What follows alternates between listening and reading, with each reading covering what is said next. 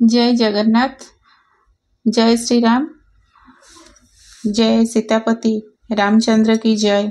आज अयोध्यार रामचंद्रंकर जो जन्मस्थान से स्थान एक सुंदर मंदिर प्रतिष्ठा करा जायछि।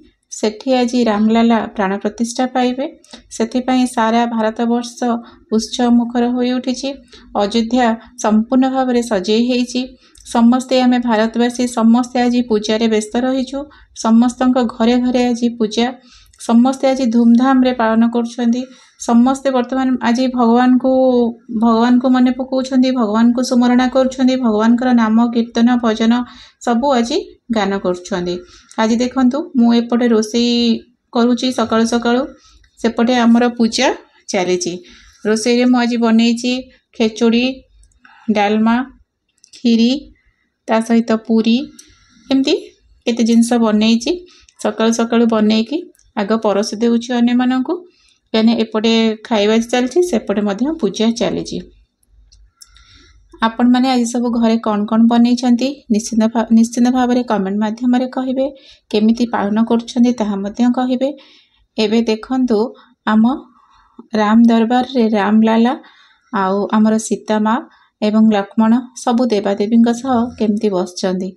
से आज पूजा होइछंदी, केते सुंदर आम ठाकुरंक पाख सजा होइछि। देखंतु केते बढ़िया लागुची, मते तो बहुत शांति लागुची। आज बहुत भल लागुची, जेमते लागुची सतरे भगवान श्री रामचंद्र आज घरे घरे पहुंची जाइछंदी। आज समस्तिंक मन रे अलग प्रकार उत्कंठा। आम माने समस्ते अपेक्षा करिछु सेही शुभ मुहूर्त को, जो समय आज रामलाला तांकर प्राण प्रतिष्ठा पाइबे। एबे संध्या बेले आमे कोन करिछु ना, संध्या बेले दीपावली जाली देइछु, तापरे टिके चाहा पी आमे संध्या बेले मंदिर बाहरी आसिलु। मंदिर आसला बेले रास्ता रे देखिलु सबुरी घरे घरे आज दीपावली पालन करछंदी। सबु दुकान बाजार आगे दीप जळुची।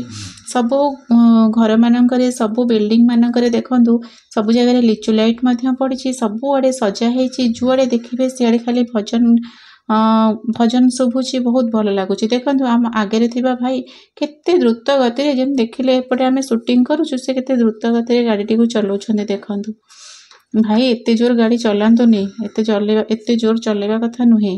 तापरे देखंतु आमे एठी मंदिर केते सुंदर, आम घर पाखरे थिबा जगन्नाथ मंदिर केते सुंदर भाव रे सजा हेछि, केते बढ़िया लागुची। देखंतु रास्ता घाट पूरा लाइट।